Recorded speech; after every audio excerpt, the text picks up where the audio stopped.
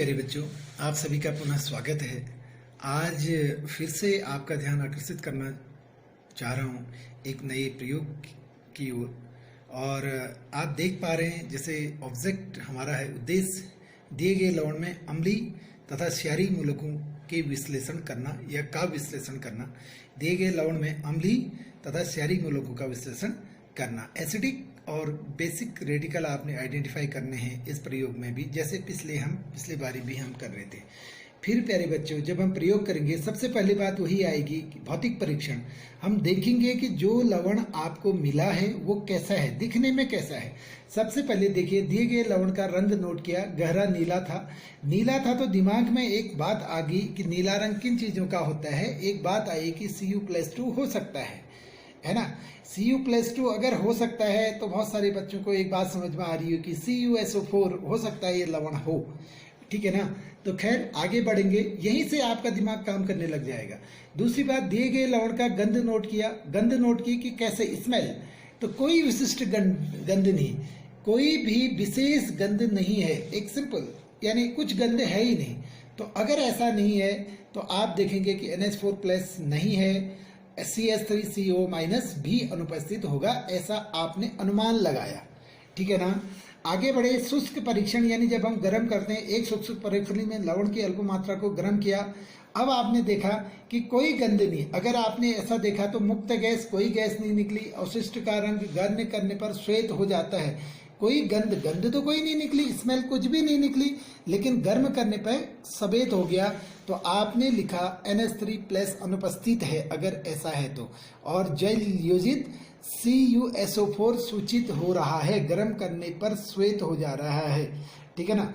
अब आपने क्या किया, जैसे आप देखते हैं तन H2SO4 परीक्षण किया, क्योंकि प्रथम वर्ग का अभिक्रमक है अम्लीय मूलक के लिए। आपको पता है लवण की अल्प मात्रा को तन H2SO4 के साथ गर्म किया तो कोई अभिक्रिया नहीं। अगर ऐसा होगा तो आपने देखा CO3 यानी कार्बोनेट, सल्फाइड है ना, और NO2- अनुपस्थित हैं, ऐसा आपने सोचा और कंफर्म हो गए। KMnO4 परीक्षण किया, लवण की अल्प मात्रा में तन H2SO4 मिलाया तथा एक बूंद KMnO4 की मिलाई। KMnO4 रंगहीन नहीं होता है, यानी KMnO4 जैसा था वैसा ही रहेगा। अगर ऐसा था तो क्लोराइड नहीं है, ब्रोमाइड नहीं है, आयोडाइड नहीं है, ऑक्सलेट नहीं है, तथा आपका आयरन भी नहीं है, Iron+2 अनुपस्थित है, ऐसा आपने निष्कर्ष निकाला। अब आप आगे बढ़ेंगे तो अब आप पाइएगा, आगे बढ़ने पे देखिए फिर से सांद्र H2SO4 परीक्षण। लवण की अल्प मात्रा में सांद्र H2SO4 मिलाया, कोई अभिक्रिया नहीं। क्या निकला, SO4-2 या PO4 उपस्थित हो सकता है, यानी फॉस्फेट हो सकता है, यानी थर्ड ग्रुप की बात आ गई, ठीक है ना। और फिर आपने आगे बढ़े, आपने क्या किया, SO4-2 परीक्षण किया। एक स्वच्छ एवं शुष्क परीक्षण में लवण की अल्प मात्रा को तन HCl के साथ उबाला तथा इसके उसको जो उबाला लवण की मात्रा को HCl के साथ, उसको आपने क्या करा, फिल्टर करके क्षनित BaCl2 विलयन की कुछ बूंदें मिलाई। सांद्र HCl में अविलेय एक श्वेत अवशेष सल्फेट की उपस्थिति प्रदर्शित होती है, यानी सांद्र HCl में अविलेय एक श्वेत अवशेष बनता है। SO4-2 उपस्थित हो सकता है, ऐसा आपको आभास हुआ। फिर संपुष्टि परीक्षण करेंगे, SO4-2 का संपुष्टि परीक्षण करेंगे। BaCl2 परीक्षण, लवण के जलीय विलयन के एक भाग में BaCl2 विलयन मिलाते हैं, एक अवक्षेप बनता है तो तन HCl में अविलेय है। जो किसमें है, तन HCl में अविलेय है। SO4-2 यानी थर्ड ग्रुप। फिर अम्लीय मूलक पे आपको लग रहा है कि ये हो सकता है, थर्ड में फॉस्फेट और SO4-2 ही आते हैं, पहले भी आपको बता रखा है। फिर लेड एसीटेट परीक्षण किया, ये भी आपको लिखा है ना। लेड एसीटेट परीक्षण, लवण के जलीय विलयन के एक भाग में लेड और आगे बढ़े पोटेशियम, ठीक है ना। और यहाँ पे अगर किया तो अगर लेड एसीटेट विलयन मिलाते हैं एक भाग में तो अमोनियम एसीटेट विलयन में विलय हो जाता है SO4-2 निश्चित, ऐसा आभास होने लग गया है, ये आप मान के चलिएगा। अब शून्य समूह परीक्षण करेंगे। शून्य समूह में आपको पता है कि कौन कौन आते हैं। शून्य समूह में NH4+ से आप शुरू करते हैं, ठीक है ना। तो यानी सल्फेट तथा सल्फेट का की उपस्थिति नजर आ रही है, SO4-2 निश्चित सल्फेट। थर्ड ग्रुप में तृतीय वर्ग या विशिष्ट वर्ग के मूलक जो अम्लीय मूलक हैं उनके लिए। अब शून्य समूह का परीक्षण करा आपने, लवण की अल्प मात्रा को सांद्र NaOH के साथ गर्म किया, अमोनिया गैस मुक्त नहीं होती है, शून्य समूह अनुपस्थित आप लिखोगे।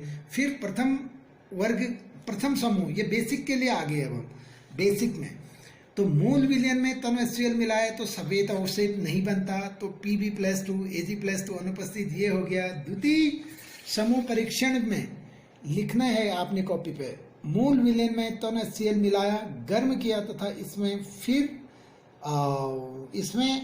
सिर्फ उपकरण से नोजल दबाकर H2S गैस प्रवाहित की, तो अगर ऐसा किया तो काला पीला अवशेष बनता है, Cu+2 उपस्थित। ये आपका हो गया। फिर संपुष्टि परीक्षण आप करेंगे, ये लिख देंगे, गरा भूरा अवशेष बना, Cu+2 निश्चित। और फाइनली आपने क्या किया प्यारे बच्चों, पोटेशियम आयोडाइड परीक्षण किया, और दूसरे भाग में जो आपने विलयन बनाया था, दूसरे भाग में एसिटिक अम्ल तथा पोटेशियम फेरोसाइनाइड विलयन मिलाया, सफेद अवक्षेप बनता है तथा भूरे रंग का विलयन बनता है, Cu+2 निश्चित। और फाइनली आपने परिणाम में लिख दिया, दिए गए लवण में अम्लीय मूलक SO4-2 यानी आपका सल्फेट तथा क्षारीय मूलक Cu+2 उपस्थित है। और आपको ये पता है सल्फेट आपने पढ़ा अम्लीय मूलक में तृतीय वर्ग में आता है। और दूसरा आपने Cu+2 करा और क्षारीय मूलकों के बारे में भी आपको बता दिया गया था। तो अब आप देख सकते हैं Cu+2 द्वितीय वर्ग में रखा गया है Pb के साथ, आपने ये भी देखा। तो अब आप फाइनली आपने लिख दिया, दिए गए लवण में अम्लीय मूलक SO4 सल्फेट तथा क्षारीय मूलक आपको Cu+2 उपस्थित है। ठीक है ना। तो सभी बच्चों से यही निवेदन है कि जानकारियां अच्छी लगी, वीडियो अच्छी लगी तो लाइक कीजिएगा। कमेंट्स के माध्यम से आप अपनी क्वेरीज लिख सकते हैं या कोई भी सुझाव हैं तो दे सकते हैं। जिन बच्चों ने अभी तक चैनल को लाइक नहीं किया, सब्सक्राइब नहीं किया, वो सब्सक्राइब कर सकते हैं। जो ऑलरेडी कर चुके हैं तो आपको पहले से बहुत बहुत धन्यवाद।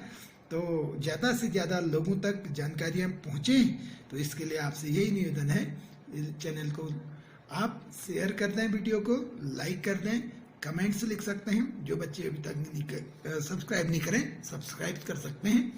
बहुत अच्छी जानकारी के साथ पुनः मिलेंगे एक नए वीडियो में। तब तक के लिए थैंक यू।